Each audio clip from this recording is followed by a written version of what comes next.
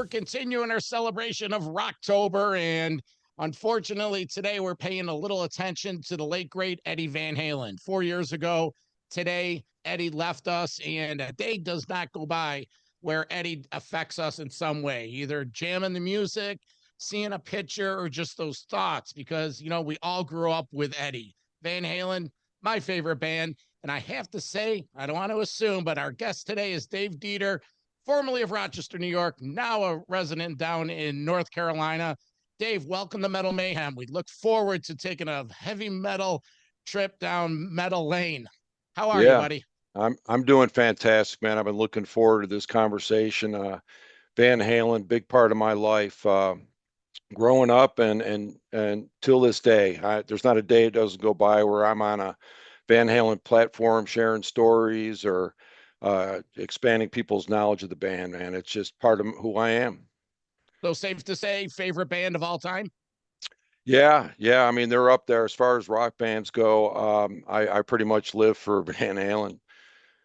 That's awesome. So for the next hour, we're going to take a walk down memory lane. Dave and I, we're going to share our experiences of seeing Van Halen live, seeing Van Halen up in Rochester, seeing Van Halen across America. We both have stories we want to share with you, and we really look forward to reliving some of these kick-ass stories of Eddie, Dave, Alex, Mike, and maybe, we'll touch on a little bit on the Sammy years. But I'm not gonna lie to you, man. I'm Team Roth. Van Halen Roth is in my DNA. I got into the band right at the beginning. I'm 57 years old, but I had an older brother who's 61 or 62 now, and he was getting me into it back then. Dave, I believe you're about that age. Why don't we start and have you tell us your history of Van Halen, how you got into them, and your first exposure to the band? Yeah, sure. So, I just to give you a quick little background, I had a friend, 11 brothers and sisters. A sister worked at a record store. So, starting in middle school, I really immersed myself into a lot of different types of music. Ended up picking up the guitar when I was about 13. Um, and then started going to concerts at about 1975. And actually, the first band I wanted to see was Montrose. I was a big fan of Edgar Winter's They Only Come Out at Night album, and Ronnie and Rick Derringer played guitar on that. And so I asked my mom, she got me tickets, um, went down to the War Memorial. I had to go with a friend of hers daughter, so I went with like six girls to my first concert, and just totally blown away by the experience. Didn't really know who Sammy was at the time, but the concert was just amazing. They had this guitar duel between Sammy and Ronnie that lasted just a few minutes, but that resonated with me for years because it was just so mind-blowingly cool. These guys shredding back and forth. So that got me the concert bug. And then just briefly throughout high school, I went to a lot of concerts. My mom's friend worked at the mall. She owned a store and had a Ticketron there. So I was able to get concert tickets to every show I wanted to go to, as many tickets I wanted to go to, and that enabled me to go to a lot of Van Halen shows. So 78 rolls around, and the music seems very diversified. You got disco, you've got Grease soundtrack on the radio, and singer-songwriters and such. And I think everybody's got a Van Halen story. You remember the first time you hear Van Halen. And so for me, I'm going to a track meet. I'm on the bus, and there's this kid named Rudy who's a year younger than me. He turned me on to a lot of music over the years. Always walked around with this portable 8-track tape player, always playing music. Sat in the seat behind me and goes, "Hey, Dave, you got to listen to this." And so pops in the 8-track tape, and automatically my attention is drawn to what is this noise, this car horn, that find out Templeman manipulated. And then I hear this pulsating bass. And then I hear what I would later find out is Ed drawing his pick behind the string nuts, and then this bombastic guitar riff with Running with the Devil. And having some comprehension, I've been playing guitar for about 3 years. I was really taken by the deep tone of his guitar. I mean, it was really like anything I've never heard before. And then The other thing that got me were the harmonies. I mean, when they went into those high harmonies, it was also very unique than any other harmonies I'd listened to from other bands. And then, the sound or the song winds up and everything. And then he'll never forget, he looks at me and he turns the volume knob up a little bit and he goes, now listen to this. And so the first time I hear Eruption, I didn't know what to make of it because it was unlike anything, of course, I've ever heard before. And the thing that really captivated me was Ed's pick speed. I'm like, what's this guitar doing? I mean, is that overdubbing? I mean, so I immediately got the album and the 8-track tape and listened to it pretty much nonstop. And then that summer, a couple months later, that was in the spring of '78. So in the summertime, every year I played basketball too, football, basketball, track. So our basketball team, we went to a summer camp every year in Niagara Falls at the Niagara Falls University. And we would go and daily festivities. And then after dinner, we'd always go to my dorm room, play cards, poker and whatnot. And that '78 summer, I brought, I remember Van Halen, Some Girls by the Stones, Thin Lizzy, Live and Dangerous, and we're just listening to music. So my coach was really good friends with the guy who ran the camp, came by our dorm room one night, check on us, how's the food, this and that. And he's like, what's that you guys are listening to? And we're like, that's Van Halen. And he's like, wow, man, I've never heard anything like that before. So listen to a couple songs. Fast forward about a month later, and first week of school in Greece. And my buddy comes up to me and goes, hey, Dave, man, I just got done talking to the coach. And that guy, Greg from Niagara Falls, invited us to go see a concert at Niagara Falls with Black Sabbath and Van Halen for anybody who Wow. wanted to go.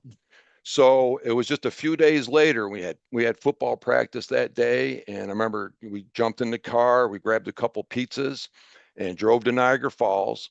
Got there and met up. I think his name was Gary or Greg. Don't remember his name per se, but um, and the show was sold out. But he got us into the convention center and sat with us, and we sat in a section to the right. Where they didn't sell tickets, it was off to the right side of the stage. So we had a really tight angle of the stage, but and the thing is with Van Halen too it's the first time you hear him on the record, but you have no idea what you're in for seeing him live, Hmm. right? I Hmm. mean, you have no idea what you're in for. I remember the house lights going down and they come out and they opened up with my favorite song off Van Halen one, which is On Fire.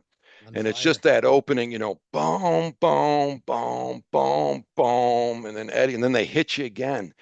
And it was just and I'm not talking the volume here. I'm talking the power and the energy that came off of that stage was just unlike any concert I've ever witnessed before. Sure. And then you go ahead. No, I just wanted to before we get any further, when Dave is talking about a lot of what you're going to be hearing tonight, it's a lot of references to Rochester, New York, seeing that Dave and I were grew up here. So when he says Greece, that's the town he lived in. And when he said the War Memorial, it's the Rochester War Memorial. And Rochester is about 90 minutes from Niagara Falls. So the proximity. So that's all I just wanted to interject. Yeah, yeah, So no problem. Yeah, it was probably an hour or so drive away, but so then the band, but then the other thing too was the crowd reaction. I mean, people were just going absolutely crazy, and I mean, there were chairs on the floor of the convention center there, but people were like literally climbing over each other, to fill the aisles and kind of get near the stage, and I mean, it was just totally bombastic.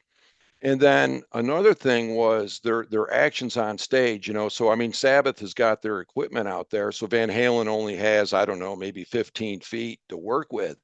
But most bass players you see in concert, they stand by the drum riser off in the corner, and here you got this bass player, Mike's just like all over the place and rolling around on the ground, and then Ed, Ed looked like somebody with a big, huge afro wig and like octopus arms. All you saw was this bob of hair going up and down, and then of course you got Roth, who again, little space to work with, but he's just all over the place. And then Ed, and I say this about Ed as many times as I saw him, like 78, 79, and 80. He was very like focused and just really into his playing. I mean, he was just, just dialed in, and just so all this is going on, it's like watching a three-ring circus.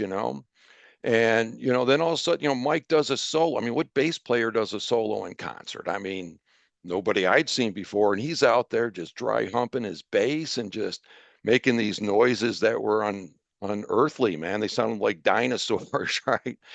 And the whole show was just, it was just one thing after another. It only lasted, they pretty much played Van Halen one. And after the show, we just kind of looked at each other like, what was that? I mean, it really just kind of stuck to you. And Let me let me ask yeah, you a couple questions. One, sure. what was the attendance? Maybe 10,000. Two, Yeah. Well, I don't two, know what it held, but it was full. It was packed. and we've talked to a lot of people that have seen the tour, and everyone always comments, in your opinion, did they blow Sabbath off the stage? And how bad or how good or how neutral was Sabbath? Well, I was a big Iommi fan, so I was looking forward to Sabbath after that, and they weren't that good, to be honest with you, in my opinion. But something crazy happened during their set too. It was very distorted, it's very very loud, distorted. It didn't sound that good. But during the Van Halen set, everything got disarrayed on the floor and everything. And there was some, I believe they were biker guys, man. There's some big dudes there on the floor. And we're probably sitting 7, 8 rows up in this section. And about 4 or 5 songs into the Sabbath set, there's a medley. I'm not going to say it was a brawl or a fight, but there's pushing and shoving and everything going on. And they stopped the concert. Mm-hmm. Um, and at that point, we actually got up and left because they turned the house lights on. Um, and I know they resumed the concert because of probably 6, 8 months ago, they had the concert on YouTube, and I went to go listen to it. And after about the fourth or fifth song, you can hear them reintroduce the band. So they stopped the concert and then they started it up probably 4 or 5 songs in. But to say Van Halen blew Sabbath off the stage, they almost seemed like they were disinterested.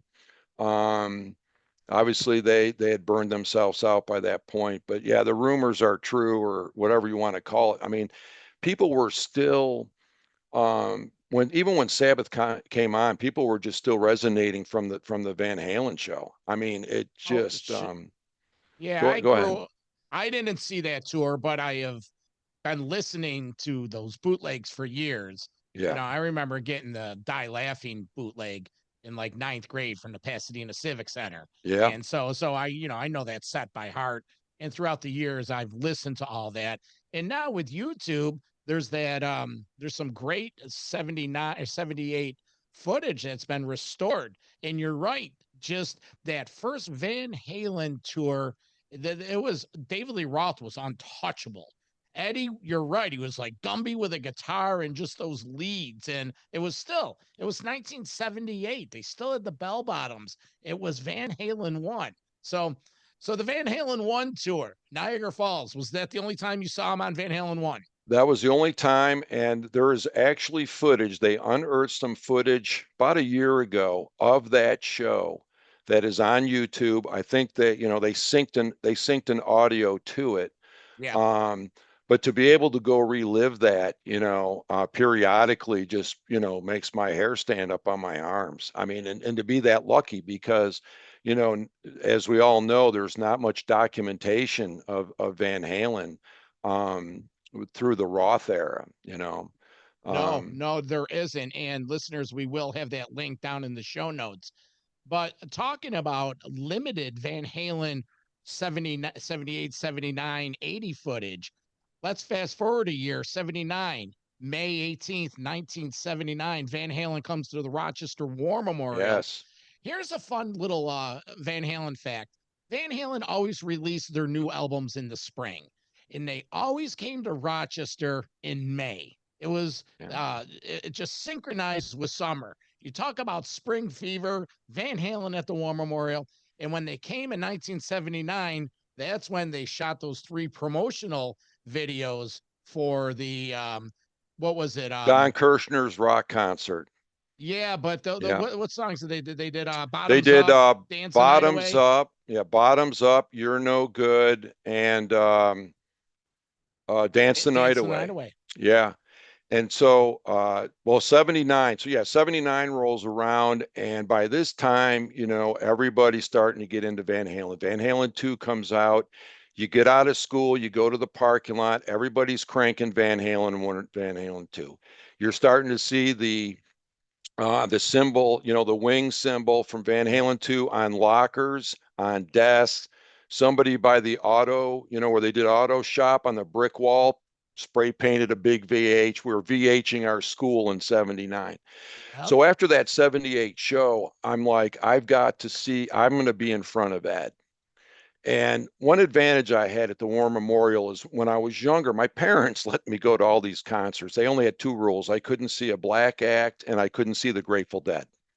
So I went to a lot of concerts and my dad had an office off State Street. So when my mom would pick him up, they would drop me off at the state, down by the War Memorial, and they just said, hang out by a police officer until they open the Oh, doors.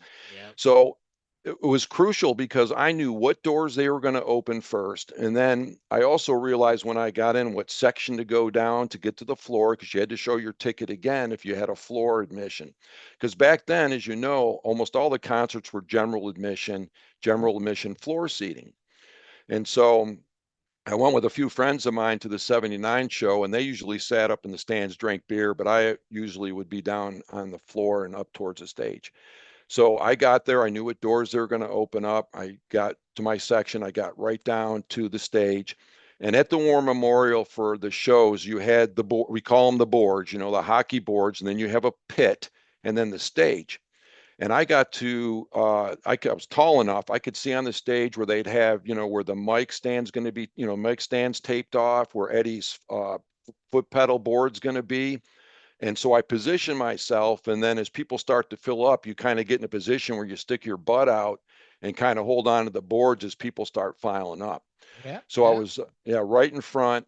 And so I don't remember. I think there were two opening acts. I don't really recall who they were, but this is what changed my life here at this moment. So the house lights go down, and of course Ed's warming up, and Ed starts walking out noodling, and you got Rudy going, "Hello, Rochester," Yeah. and doing the intro. And so Ed walks over and puts his foot up on one of the monitors and he's looking right at me. I mean, I'm 6'4". I mean, I kind of stick out, but he's looking at me, giving me like a half smile. And I mean, my dream's coming true right then and there. And he Yeah. just kind of Yeah. looking at me like, man, he's like, are you ready for this? And then all of a sudden, man, so a spotlight just hits Ed and he's got the guitar up and he just goes down the neck to intro Light Up the Sky. Yep. And Yep. then he backpedals out of the spotlight and then the stage lights come on and the drum riser for that tour wasn't very high. It was probably a couple feet, but here comes, Roth with just a little kind of hop off the drum riser, and it just hit you like a bolt of lightning, man. And I Electric. mean, Electric. I mean, undescribable. And again, the thing about Ed and again, getting up front was just my mission there on out, is he played to the crowd right there in front of him. And again, really dialed in 79, and it was just kind of surreal for that concert. And then during those songs that were taped, this guy would come out with a shoulder camera and stand right in front of me, and I was kind of getting a little pissed off, but Mm. what are you going to do? And I missed the broadcast. I didn't know what they were doing, but it wasn't until YouTube came out where I saw the clips for Don Kirshner's rock concert. So again, like the Niagara Falls show in 78, I can revisit, that night, and I'm in one of the clips for like a hot second, I mean, and I'm sure my hand is, you Oh, see my hand sticking up there in front of Ed, but that was just surreal. And it was that night I said, I've got to see this band every single chance I can get. I mean, I just made it my mission. And again, I had very supportive friends and family and connections that enabled me to see this band a lot of times, more than I deserved. well, as if you're watching this video right behind me, you could see there's an official Tour jersey that my brother, who went to the show, got in 1979. Nice. That it was at 45 years old, Yeah. and it's framed. But again, I was talking about my introduction to Van Halen. I was into them, but I was too young to go to those shows. So, like I mentioned, my brother and yourself, he was at these shows. We used to party on Aqueduct Street, right across the street. That's where we used to park when we went there. And the War Memorial, I can't emphasize enough. I could visualize as you're telling the stories. Yeah, I could visualize all this stuff. So 79 comes, Van Halen, they tour the world again, biggest band in the world. Not, no, they weren't the biggest band in the world, but they were the hottest band coming up. And then the 80s come.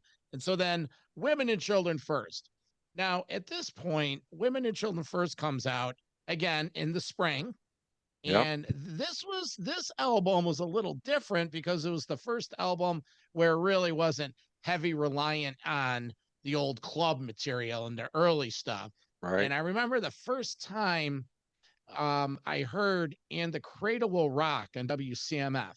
And I remember hearing that and the breakdown part, "Have you seen Junior's grades?" And to this day, when I hear the studio version of that, I go back to seventh grade with, now you mentioned you had a 8-track. Well, we were a little younger, so we had boom boxes. Yeah.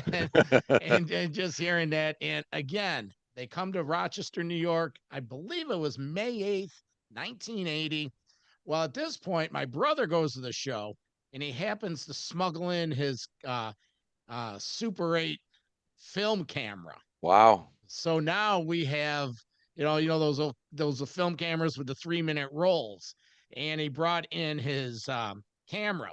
It's been enough years. I'm gonna share the secret. My aunt, my late father's sister, she ran the Heads on Straight program at the War Memorial. Now, the Heads on Straight program was the volunteers that would go through the crowd and assist people that drank too much, smoked too much, were puking, passed out, and they would bring them into the first aid area. So my brother was able to bring in his cameras, and to this day, unfortunately, they're somewhere in the family vaults, but we can't find it. Oh But I no. didn't. Oh, they're there somewhere. So, Women and Children First at the Rochester War Memorial. Tell us about it. Yeah, so that particular week, and I actually went. I saw him 5 stops on this tour, and I actually went with a Women and Children First 5 times, or Fair Warning 5 times? fair warning. I went 6.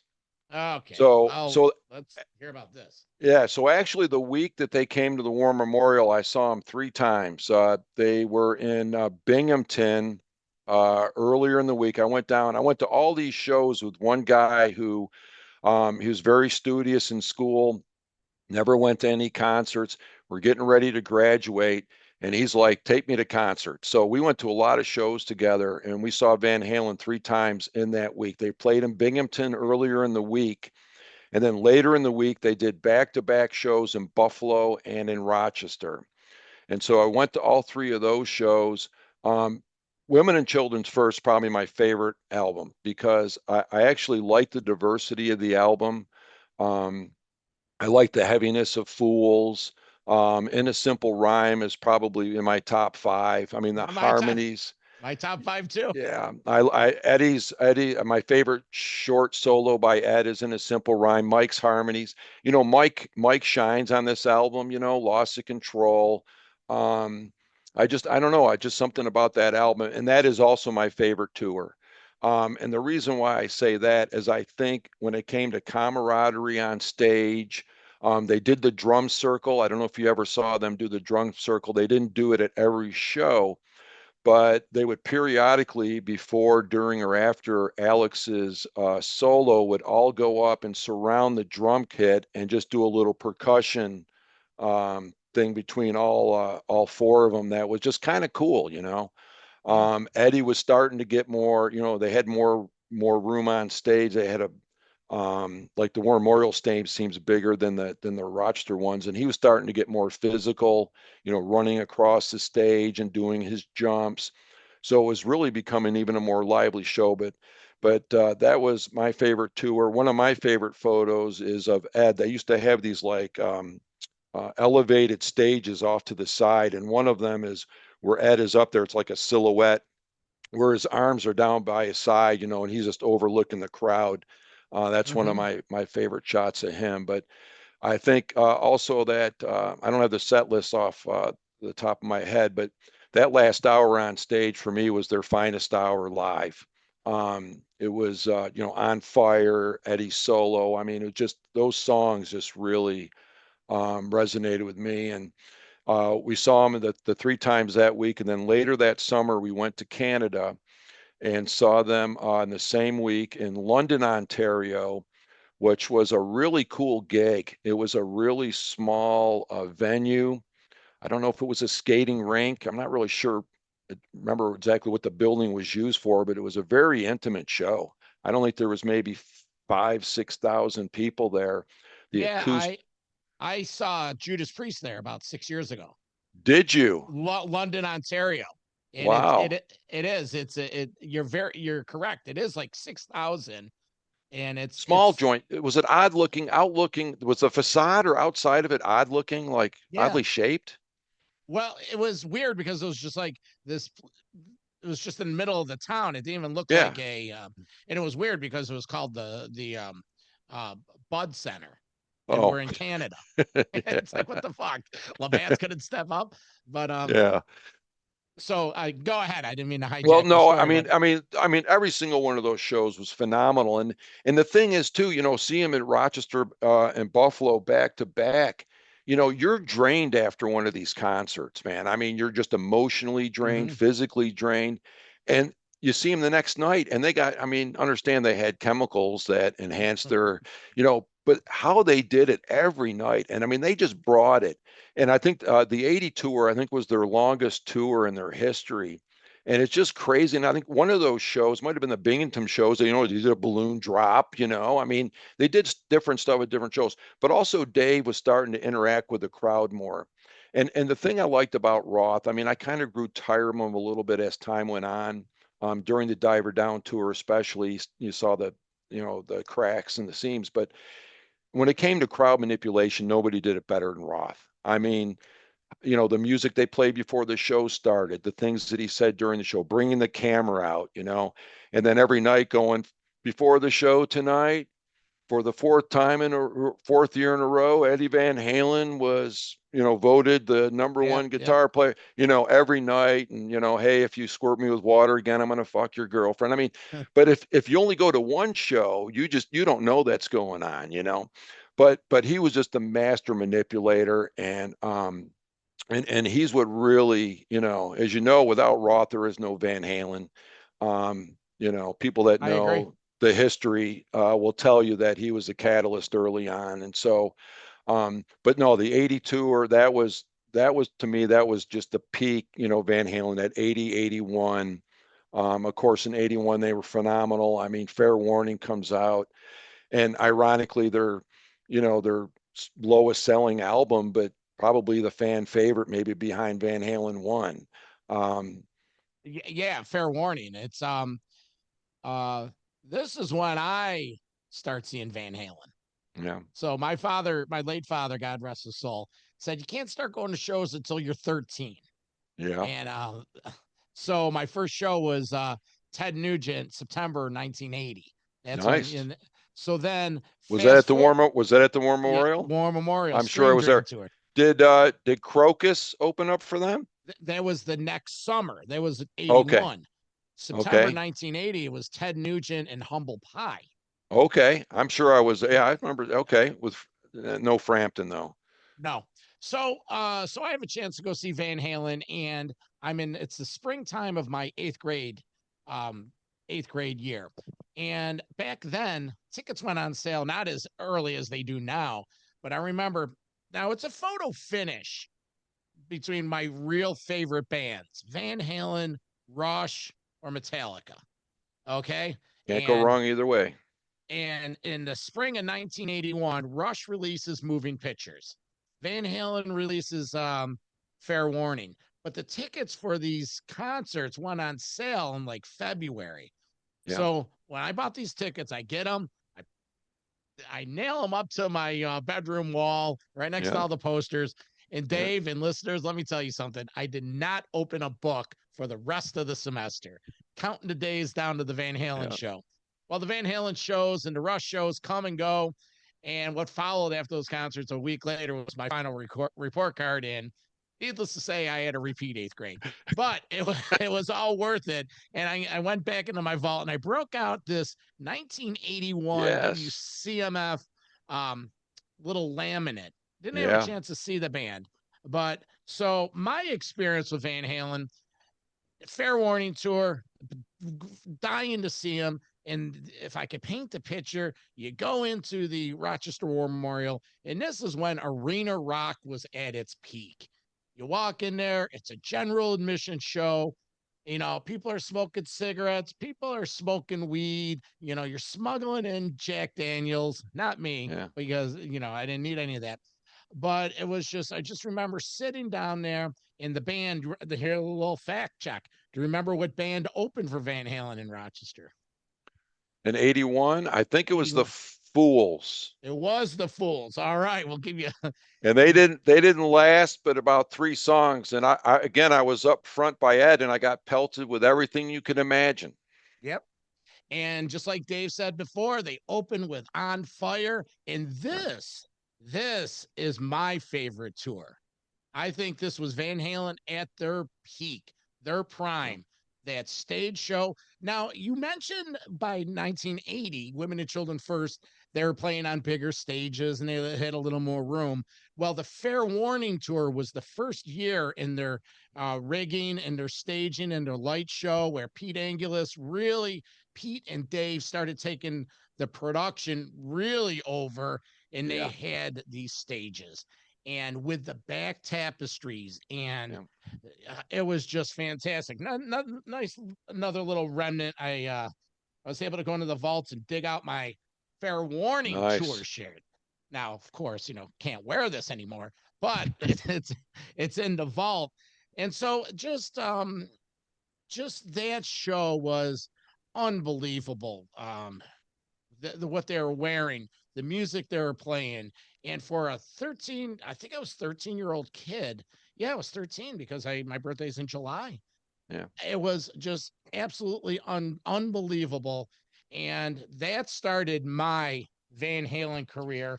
And I put pen to paper, went down my list, and I've seen him 24 times since Nice. then. And just your thoughts of Fair Warning, because I could go on all day on it. I just, like I stated, just the imagery. What did you take out of that Fair Warning show, and how many times did you see him, and where did you see him? Yeah. So, I mean, yeah, that 80, 81, I think I told you those 2 summers was my Van Halen, that was my peak Van Halen time. I mean, they were just weren't they were never better than in any lineup. And so, yeah, I mean, it was just larger than life. And the thing about these shows that when you leave a concert, after you left this concert, it went out into the concourse. I mean, people were just yelping and cheering out in the parking lot and horns blaring. I mean, you talk about anticipation. Yeah, you'd buy your tickets sometimes a couple months in advance, and every night leading up to that show, once you had those tickets in your hand, it took you back to being 5 years old on Christmas Eve. All you could think about was Van Halen. I mean, the anticipation, and then there's always anticipation when you go to a concert and the house lights go on, but you're having that anticipation, weeks in advance. And so again, I was so hungry, and again, right place, right time. The next time I saw him, so my relatives, I had a couple big gamblers in my family at OTB. They lived there. They would go to Vegas 2, 3 times a year. And so, ironically, I was talking to my parents about continuing my education out in Las Vegas because I wanted to get into hotel administration. And my relatives, in groups of either 6 up to 20, at least twice a year, would go out to Vegas, did it for a decade prior. So my relatives knew that they were going out there, and they always get comped. My 2 relatives that gambled a lot got comped at Caesar's Palace, free rooms, this and that. So they sent them an itinerary of all the shows. They would comp the shows. And guess who's coming to Vegas? Van Halen. So I went out there, my mom, and got us tickets. And at the time in early 80s, believe it or not, there was only two places you could see a rock concert in Las Vegas, at the Las Vegas Convention Center and at the Aladdin Casino and Hotel. It was called the Aladdin Theater. And so all the bands played there. Rat Pack played there. This was before they had any type of large venue for concerts. And so we went down to the show again. It was absolutely amazing. Small venue, held about 7,500. There was a balcony. I would end up going to school there.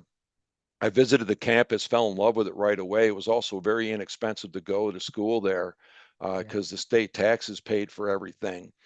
And went there with my cousin, and we were actually up in the balcony, which was kind of cool to look down on the crowd. And it was just, I would see Van Halen there again, but just amazing. And then I returned to Rochester and saw him in Buffalo the day after my birthday, the end of July. Um, and again, that was pretty cool because they dropped the big VH down, like they did in Right. Rochester, and kind of told everybody, "Hey, watch this! This is going to be pretty cool." When that came down, and then a friend of our families, my parents were very very close to. We called them aunt and uncle, my cousins, whatever. They moved when I was in high school down to North Carolina, and they would come up and visit around Christmas, and we would go down there in the summertime to visit them. And of course, when they come up to visit, we talk music, Van Halen. They were big Van Halen fans. So right when we were going down there to visit, Van Halen was playing in Greensboro and Charlotte, and they're actually one of the reasons why I moved down to North Carolina eventually. So my family, it was a week before school was going to go back, so my family drove down there, and about a week before, this is crazy. You can't make this stuff up. A week before, this friend of mine from college calls me, this girl I was very good friends with, and says, "Hey, I'm dating this concert promoter and wanted to know if you wanted to go see the Rolling Stones. They're doing the Stones stadium tour." And I said, "Well, what are the dates and this and that?" And my biggest regret is I could have saw Van Halen with the Stones and down when they opened for the Tang- Stones, but I could, Tangerine. yeah, I couldn't make it. I couldn't make it.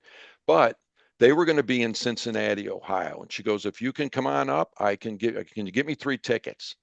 So it's literally a few days after the shows in North Carolina and Charlotte. And if you go and again, this is probably a Holy Grail bootleg, which is on YouTube, the Greensboro show. Got it. It's a soundboard recording. And the cool thing about this show is when they opened up with On Fire, is Mike had some technical difficulties. He got unplugged or something like that. So as they opened it up and he's unplugged, all of a sudden Edward and Alex go into this little impromptu, like little jam session, waiting for Mike to get hooked up. And maybe 35, 40 seconds, and then they hook Mike up again, and then they count off again, and then they just go into On Fire, and it's just it will make it it just it'll make your heart skip a beat. I mean, that was one of the best concerts I'd ever been to. They were just totally on it. So I have a anyway, go ahead. I have a Go ahead. question. Yeah. Back in those days, um, how did that you explained how you got to the out of town Vegas Yeah. show and the other one? How did how did you know about these Buffalo shows? Free So Time magazine or no, because no. So the friend of my mom's who owned the Ticketron, okay, that's a great question. Who owned the Ticketron would get a list of all the artists when they were coming to town, when they were coming, to New York or surrounding areas, when the tickets went on sale, how much they were going to cost, and so it only would have the headliner on this sheet. And so my mom actually helped out another friend of hers. My mom knew everybody because she delivered babies before she worked at Kodak. So she knew a lot of people. So she would help this other lady at the mall. I think she owned a Mary Kay Cosmetics. And when she went, she'd go visit the lady. I think she owned a Scranums or something, the one with the Ticketron. And she would write down all the bands for me and when they were coming and how much the tickets were going to be. And I would take this information, like at Greece Arcadia, I was, what was his name at Ridgemont High? Simone. I was the guy with the Van Halen tickets. And that's what paid for all these concerts I went to because I charged a buck or two. I didn't kill people. But it was a demand because like you, parents wouldn't let their kids go to concerts. So they would buy their tickets for me. And then, of course, Mary's sleeping at Jane's house, Jane's sleeping at Mary's house, and they go see Journey, right? Yeah, So at yeah, any yeah. given time, I mean, so yeah, that's a great question, but that's how I knew what bands were coming where and when the tickets got on sale. And because I had a Ticketron, they're always in record theaters. We Yeah, used to take the bus and go down to the Midtown record theater because there was listeners that was downtown in the urban part of town. yeah. So there really wouldn't be a lot of people down there trying to get Scorpion tickets. They would all be going into the suburban malls to, get all that. But So where was yours? Where the ticket you were Well, where was yeah, it was at the mall. And again, I would say, I want 15 tickets to, it's Ted Nugent or whatever. And she'd get them, the day they'd go on sale, she'd print them and then I'd get her the money and this and that. But you bring up here's the trick, okay? And this is what I did to get Amerk tickets. I happened when I moved home and the Amerks won the Colander Cup. I was living in Rochester then.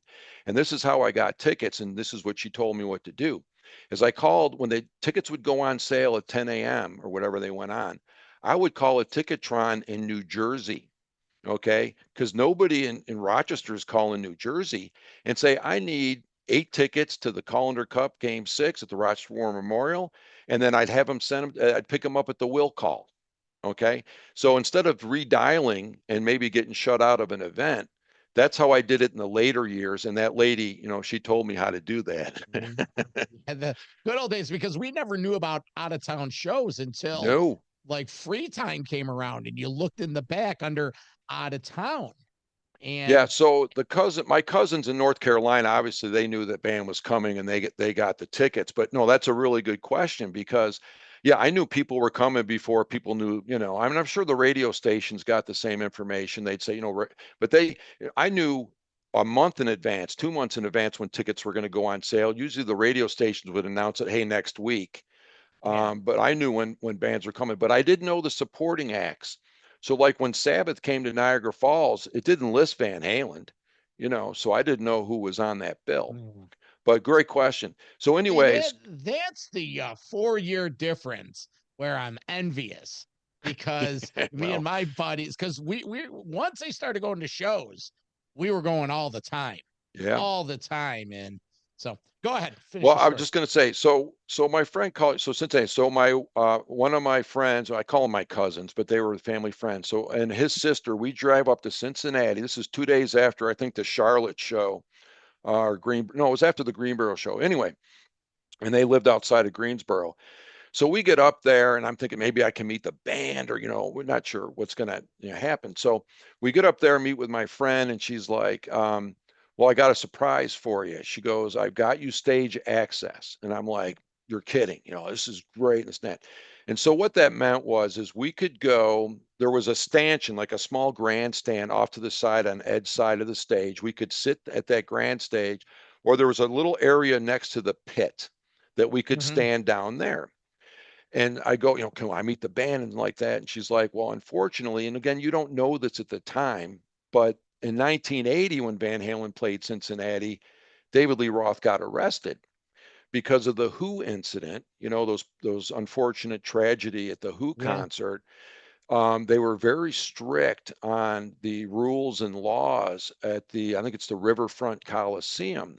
And so during Light Up the Sky in 1980, David Lee Roth asked everybody to flick their Bics.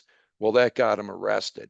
Mm-hmm. So the promoter's son or whatever said they're literally going to show up. They're going on stage. When they're done, they're jumping in their limb and they're gone. They're not hanging out. They're not doing anything. So my cousin and I, we went down into the pit area. My cousin's sister sat next to my friend on the grandstand, and before they went on stage, and I actually have a Polaroid of this that she took a Polaroid and sent me probably 15, 20 years later of Roth going over and just saying, hey, how's everybody doing tonight? And this and that, and got a cool picture of him. And then Ed walked over during one of the songs and played right in front of the grandstand for a second. And she took a picture of that too. But again, just a phenomenal show. I mean, I'm right, off to the side of the stage there. And I mean, just just phenomenal show. I mean, and to Yeah. experience that with, a lot of people you could tell were brand new Van Halen fans too, because, as much as they were on the radio and this and that, they were more of a word of mouth band. I mean, and their live shows are really what I think what drove their fandom, because, that's where they kind of put themselves above everybody else. Well, it was all, MTV was just born. Yep. And and like you mentioned, those three promotionals from VH2, the only thing you saw was Don Kirshner's rock concert, or the that show that came on after. Night Flight. Was it Yeah, Night Flight? it was after Don Kirshner's rock concert, after Saturday Night Live, and Yeah. yeah, right before the channel signed off for the night. But Yeah, you didn't have much access to that. And of course MTV changed everything, not necessarily for the better, but I think it kind of it watered down the art a little bit, but um now, Dave, you said something a little earlier, and right around 82 is when the cracks started yeah. becoming apparent. And there's, without getting into all of it, but cracks in many aspects. Dave's stage banter and mannerisms became a little long in the tooth. Yep. Um, Diver Down, it was a rushed album. Diver Down was the last album that they recorded at Sunset Sound. Yep. Diver Down era was when they pivoted over to Eddie's studio, and Ed got married in 81. So Yeah. that first chapter, that album tour, album tour, album tour. I saw him in 1982 up at the Carrier Dome, and it was a good show, but I wasn't a fan of the Carrier Dome. And, Yeah. looking back now, and I had bootlegs of all these tours. I loved that set list. I actually liked it better than Fair Warning. I thought the Fair Warning set list was a little weak. Now you think, why was it weak? But it was some of those Fair Warning songs didn't didn't come across live. Like Sinner Swing really didn't do anything for me live. The Hear About It Later was great. So This Is Love was great. Mean Street was great. Um, but When it was a short album, the Sunday Afternoon in the Park, Mike doing the keyboards with Ed. But I really like the Diver Down set list, opening with Romeo Delight. Yep. Now that's a photo finish with the best three-song opening in Van Halen history is On Fire, Unchained, or Romeo Delight. And so, Yeah. what's your thoughts on Diver Down? Where'd you see it? How many times you see it? Yes, that's the thing. You bring up some great points. I love the Sunset Sound recordings. They're dirty, they're raw. You're almost in the studio, and nothing against that. Everybody loves that. But 5150, I didn't care for the recordings. They seem too polished, I don't know, hard to describe. But yeah, the 82 tour, I saw him twice. I went down, saw him in Charlotte and Greensboro. And one of the shows was great. The other one, Dave like walked off the stage like three times. It's like, where's Dave? Anybody seen Dave? He seemed disinterested. And so then I flew back out to Vegas, where I was now going to school, and saw him at the Aladdin Theater. And one little note on the Aladdin Theater, if you check out the history, it's the first venue where Iron Maiden played on U.S. soil, Hmm. and a lot of rich history in that venue. We could have a show just on the Aladdin Theater. I mean, it was a Well, great venue. But anyways, back to Van Halen. Now, I will say this because you brought up, Pete's amazing lights and sound and everything. And that was another thing too about Van Halen concerts. Those lights would extend, I don't know, 12, 15 feet beyond the stage. So when you were up front, you got cooked like a chicken. You got body heat, you got Pete's lights. I mean, it was, I would drink quite a bit of water. I usually went to the show somewhat sober if I'm up front because it's a life-threatening situation sometimes. But yeah. anyways, back to Vegas. So they had it scaled down at the Aladdin, but this is when I saw Dave like at his worst. So I will say this, one of the coolest openings I've ever seen. So before they go into Romeo Delight and Pete's doing the intro, there's a silhouette of Dave behind the drum riser, just a silhouette, and he's holding up a bottle of Jack, and then he chugs it, and as they're introducing the band, and then he throws the bottle over his like shoulder, and then he comes out, and they go into Romeo Delight. But that's when he started with I Forgot the Words, okay? Which again, if you only see him once, you know.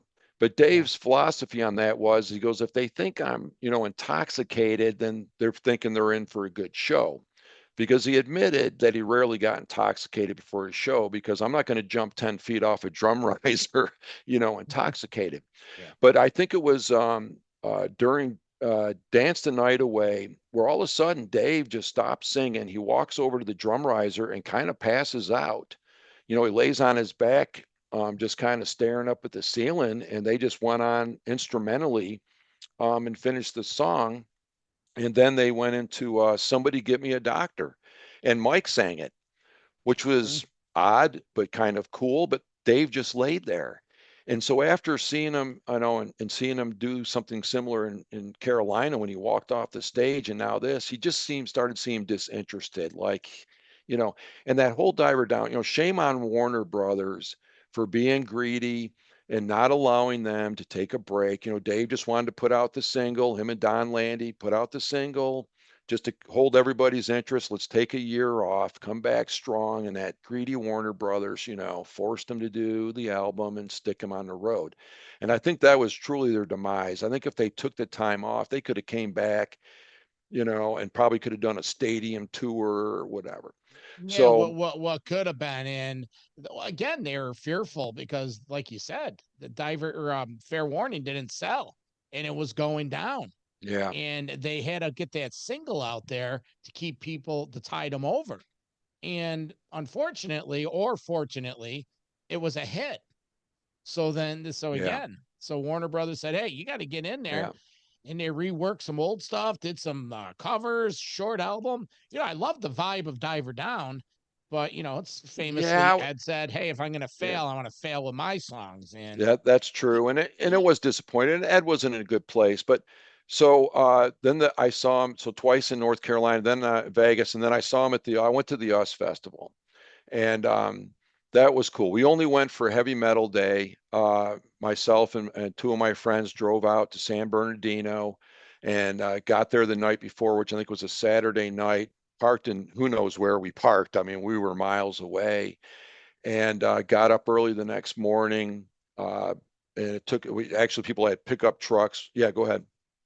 let's take a pause. I'm gonna put a new SD card in. Yeah. So I know.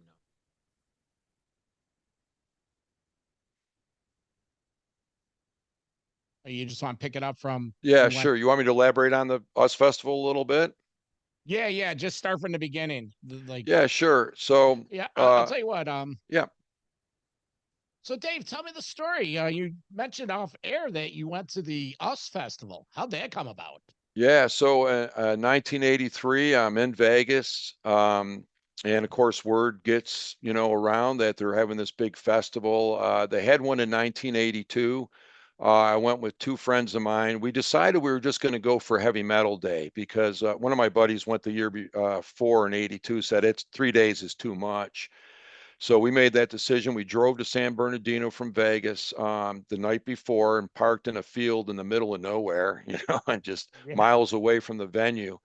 And got up the next morning and started walking. And then these guys were pretty innovative. They had pickup trucks. They said, jump in the back. They drive you like a mile, give them a buck, keep walking, keep walking.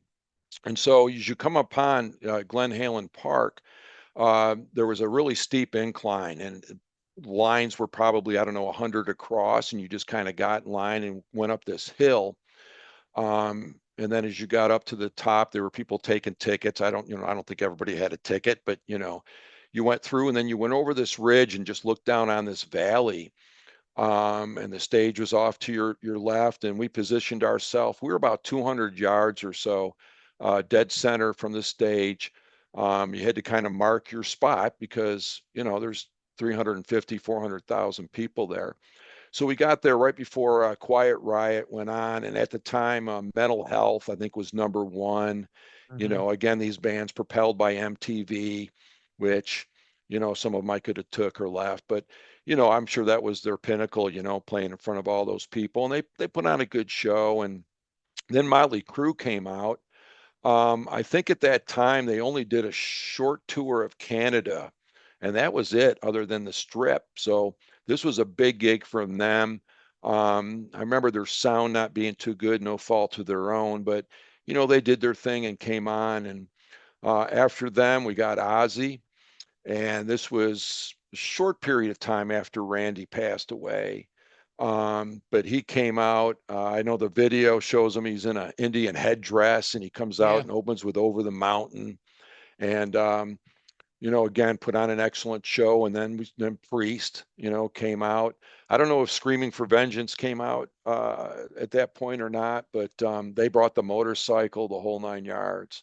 Yeah, well, Um, fact check. Ozzy was a little over a year after was it? Rhodes passed, Yeah. and Judas Priest "Screamer for Vengeance" came out that previous August. Okay. So yeah, they did they were riding the momentum of MTV, another thing coming, so they Yeah. got on there. So that's you're right. Yeah. These were MTV bands. Yeah, and So you can't, and again, my memory kind of fails me, and I shared briefly on how that was my first big heavy metal concert was Priest, Maiden, and Whitesnake at I think the Auditorium Theater. But anyway, so Priest came out, they were great, and then Triumph, who seemed a little out of place. Ironically, Joe Walsh was supposed to be on that card as well, and Joe kind of went to Waz and said, "Can you move me to another day?" I don't and that's why Motley Crue came on. Yeah, yeah, and I think it was Roth who suggested them as well. I don't know the truth to all that, but yeah, that's how they got on there. And then the Scorpions, man, I'll tell you, they really brought it, man. I thought the Scorpion set honestly was the best set of the day, It was. um, top to bottom. They just crushed it, man. And then that encore. Um, can't that was a can't live without you or whatever. That was I can't get enough. yeah, I can't get up. Yeah, I mean that was just freaking phenomenal. And so, but then we wait. So it's funny because we're walking there in the morning, right? And it's already 100 degrees. And I see these kids walking around with jackets. And I'm like, well, what are these kids doing walking around with jackets? Well, the temperature went from like 105 that day and then you had the body heat down to like 50. So the temperature dropped once the sun went down 50, 60 degrees and it got cold and you're strung out, you're whatever, dehydrated and everything else. Yeah. And we waited, it had to have been well over an hour before finally Van Halen sobered up or whatever it is that they were doing and came out. And I think, again, the cracks were there, at the earlier shows on this tour, and I was kind of disappointed in Dave in the fact that, here's they're in their backyard. It's their homecoming. They're on top of the world. And I just thought he could have made that show epic. And he did his Dave things, but, I think he took away from the show, just to be honest with you. And it was a very long day. People were leaving and this and that, but the music was great. It was more of a one-off because they hadn't played in several months. Dave was Yeah. down in the Amazon, as we all know, and so it was kind of a one-off. So I give him a little bit of slack for that, but I just thought it could have been, if he would have really stepped up to the plate, it could have been epic. Well, the cracks are getting wider, and Yeah, they lost money on that. They said they had to rehearse, they had to take time away from. They just lost money on that, believe it or not, because they spent so much money. sure. They had to have that fucking party in the background or Yeah, the backstage, and none of these guys were fucking innocent. Al was guzzling yeah, Schlitz like it was his job. Ed was a mess. yeah, Dave was in his own world. Mike is Mike. Mike's always yeah, been the cool balance. yeah. Mike But just went with the flow, man. you know, But but that I watched it on the original Showtime. yeah, I remember in that summer when Showtime, they were the official video outfit of that. They released that video. And I've had bootlegs of that for years, but that show wasn't that bad. I really, said yeah, it's yeah. sort of like what Van Halen was at that time. It's You like, you're right. You're right. It just I think, again, I'd seen them so many times up to that point. I'm not saying I was getting disappointed, but you could see that, they hit their peak and now they were starting to descend. And then 1984 rolls around. And quick funny story on that. So I had a listening party when 1984 came out and a bunch of people at my house and everything. And I had a pretty good stereo system and everything. And I think they only played one song on the radio, so you didn't know what to expect. So that they open 1984 and boing and all that noise. And so I'm adjusting my treble and my bass and all that on my stereo. And then all of a sudden this bombastic double kick drum roll comes out, and all of a sudden I'm like, oh my, what is that? And before I could really make any tuning adjustments, Al blew my speakers. And so my 1984 listening party lasted all of about 1 minute. I'm confused. Why 1984 started the album, then it went into Jump. How did Hot for Oh, I Teacher thought it come out? went into Hot for Teacher, No, it was didn't it? 1980. Side one was 1984, Jump, Oh, well, Panama. Ed's whenever it happened, Ed's drums blew my darn speakers, and that wasn't the first time his drums blew my speakers. Yeah. But yeah, he blew my speakers. I don't remember exactly. I had a few cocktails that night. Oh, But okay. anyway, but I anyway, when had they go no. ahead. Go ahead. No, No, I I was was, just I was getting. just going to share my story. Yeah, go ahead. Van Halen, 1984 in Buffalo. We had a chance to go see him at the Auditorium Theater. This Yeah, time it was in March, and Autograph opened, yeah, and we had decent seats, but what I take away? Oh, so we're sitting in our seats waiting for Van Halen to come on, and we look down onto the ground and we see Rick James is there because he's a oh wow, native Buffalonian, yeah, and so he's like right near the soundboard. All of a sudden, he lights up a joint. He starts smoking a joint with this girl right next to him. Imagine that, wow, Rick James smoking a joint. But I thought that was, and that show was awesome. Where when that's the first time I saw them open with Unchained, yeah, and I'm sorry, that Unchained, that that leap off the drum set. I mean, Romeo Delight is excellent when Ed comes running out, and On Fire, like you said, yeah, and I've seen him open with On Fire. That's just as powerful. But the sure, Unchained, I like that set. They did some good songs. They did, House of Pain off yeah, '84. They did Girl Gone Bad. They did Jamie's Crying. They somebody get me a doctor. They did a little jamming on that. There was a good tour. And again, it had the huge stage show, but it was just the Diver Down redone. In the 1984 light thing that came down was just right, the VH lit sign from Fair Warning redone. But they had the formula, if you will. yeah. And but where'd you see him, and what's your take on these? Yeah. So in '84, I saw him in Charlotte and Greensboro, and then I flew to Vegas. And um, yeah, I thought it was I liked the stage. I liked the lights. You're right, they opened with Unchained. I think they had a solo spotlight on that to open that show too. I think it was just a solo on him with a dark Yep. stage, and then yeah, Rothoff, the drum riser. The thing with Vegas, so then I flew to Vegas. I saw him in Vegas. So by this time, they built the Thomas and Mack Arena on the UNLV campus. And so now this was a venue where bands could come, and it held probably around 15, 16,000. And it only had opened probably a few months prior to Van Halen's arrival. I saw Judas Priest there, I think one or two other bands, but it was crazy. So when Van Halen came, again, ticket distribution was kind of limited to the venue, and what they did is they set up a trailer out in the parking lot for ticket sales, and of course, thousands of people showed up.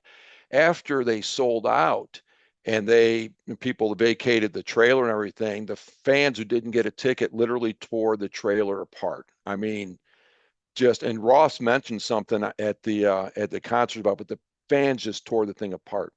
On top of it all, about a week before the show, in the Thomas and Mack Center, um, they had like this a concrete facade that went around the whole building. I think there were two of them. Some crazy man scaled the top of that and lowered himself down and spray painted a huge VH on the front of that building. And so when Wow. everybody drove in for the up there, it was a big, huge VH. I mean, that was crazy. And again, the show was great. Again, Dave being Dave, the sword routine. Yeah. I went. Everybody went to the bathroom. I mean, you know, and again, I think bands don't last forever. It's rare. You get the Stones 50 years, you get these bands, but most bands, they last X amount of years. And I hate to say it, but I knew it was time. I knew it was time that something was going to happen. I didn't like it that Dave left, but yeah, I think that was a good swan song tour. I mean, they were on top. They were the kings on MTV. They finally made it, if you want to call it that. And then, well, what happened happened. Yeah, and we refer to it as the six pack, Yeah, the first six, and that run is it's there's symbolism all the way around it. It's the end of the working relationship with Don Landee, Ted Templeman as that producing engineering team. It was the end of the era with Noel Monk. yeah, It was, everything, and it ran its course, unfortunately. But more importantly, Dave, it was the mid '80s. Van Halen was a '70s band that went into the '80s, yeah. and what we're doing tonight in we're really, reliving the six pack era because, like I said, that's my favorite era. And like I said, I've seen Sammy. I saw every tour up until 3 weeks before they finished, and it's just it just wasn't the same. It just wasn't the same. And let me ask you, did you stay with the band? Did you go see them more, or were you just observing from afar? So yeah, that's a great question. I think all Van Halens went out and bought 5150 because you didn't know what to expect. But listen, ballads sold in the mid 80s. Every band had a ballad. Ed was gravitating towards the keyboards. We knew that was coming. But yeah, I'll be honest with you. I mean, I want to say almost after the Diver Down tour, I only went to Van Halen shows to see Ed. Um, and actually, when I went and saw him at that show in Vegas, I just had regular seats. By that time, general admission was gone. There were Yeah. chairs on the floor and everything. And I bought binoculars, and just so I could watch Ed. Um, and that was the same way with the Sam tours. And nothing against Sam. I mean, when I saw that Montrose concert in '75, I mean, the guy had a phenomenal career. I don't like how he's done business, the last couple of years, but that's another subject. And the music, I don't know, it just changed. I'm not going to say for the worse. There was a demand for it, but I think a lot of the diehard fans that were there from the beginning just start to grew and distaste for it. To be honest with you, their album sales got less and less and less. Um, I saw each tour just basically once. The Monsters of Rock was great because I got to see Metallica and the Scorpions. I mean, I thought the undercard kind of overshadowed, Mhm. Van Halen, to I- be honest. Um, and then I saw them on the '95 tour. I saw them in Toronto, back-to-back nights, and it was, I mean, it was a good show. But you're right, it's not. My hair didn't stand on end.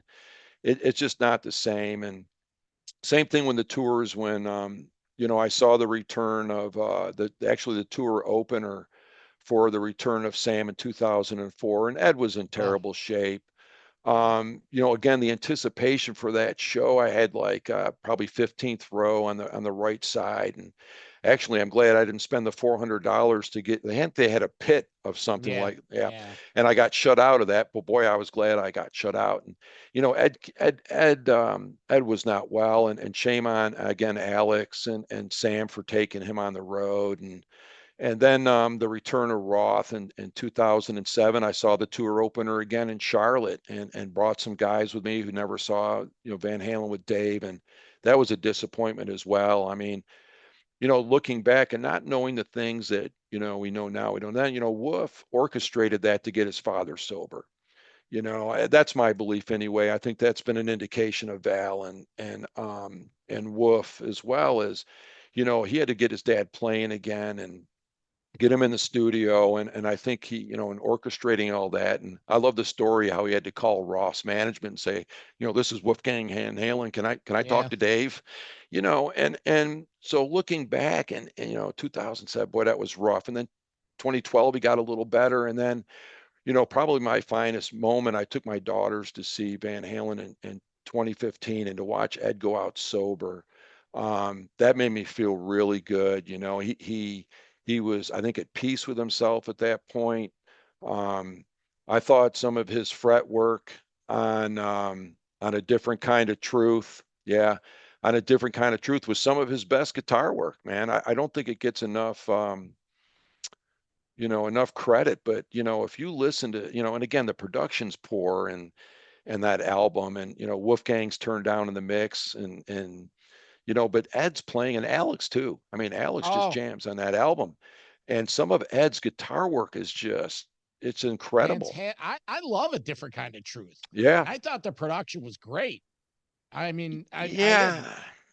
Well, Again, 5150, just, I don't know. It's again, I wish they could, record all that, re-record everything at yeah. sunset, but Well, Dave, we'll start with get Alex a real fucking drum set. He's yeah. playing those Simmons drums, and but that's a whole nother discussion. Yeah, yeah, I know. But My whole take yeah, on the reunion, I saw all of them multiple times. yeah, Cleveland '07, I thought was great. Roth sounded really good. The thing with Dave singing in the second half of the reunion tours, he was just like singing out of the range. He would start, it was like, it's like he couldn't sing it. He was singing it wrong. Like he would start Dance the Night Away really high. There's nowhere to go. You can't yeah, do that anymore. And some songs are really good, and others were like, it's just singing them wrong. And I I thought the tours were great. I loved the music. The three Van Halens were great. And yeah, you didn't have Mike, but it's Eddie. And even when yeah. I went to those Sammy tours, it was still Eddie. But uh it Y- all y- started with the balloon parachute pants. Yeah, And I didn't like the way the brand was splintered with Sammy. And to this day, I'll go on my soapbox. To this day, he takes that Van Halen cruiser out a little too often. It's listeners yeah. are probably So like, listen, and I don't want to turn this into, we're celebrating Ed here, but yeah, yeah, yeah, Sam, after he left, the whole Cabo Wabo thing, in 2004, when, he wanted to, went behind the brother's back. Apparently he was going to push his booze at the venues and back and forth. And, that him, I always look at, he's kind of manipulating Van Halen to get his name out there. And if you look, he's a marketing genius. I mean, I give the guy credit. He can brand like nobody else. But he'll put out a Van Halen headline and then push his brand in a subcontext. And that always kind of bothered me, because as big of an artist he was before he joined Van Halen, there's no question that he built his brand off of Van Halen. And he was a contributor to the band, but he really built it. And how he handled himself, actually the last 20 years now, especially this last tour, kind of put a bad taste in my mouth. I kind of felt like he was using Ed in particular to, push his, the Circle album, and to push this tour, and twisting the narrative, so to speak, on this is a tribute to Ed, and this and that, when in actuality it was a celebration of his 50-year career. And yeah, if you look at the venues that he's played at over the last several years, he's playing casinos, state fairs, country clubs. He even played a rodeo. He does his Cabo thing. but he's not filling these 15K seaters, playing Chicken Foot and 70 Sammy solo and a couple of ballads. He had to, and again, this is my opinion, but I just think he manipulated Ed's, especially after he's passed away, for his brand. And I just leaves me a bad taste in my mouth, for my 2 cents anyway.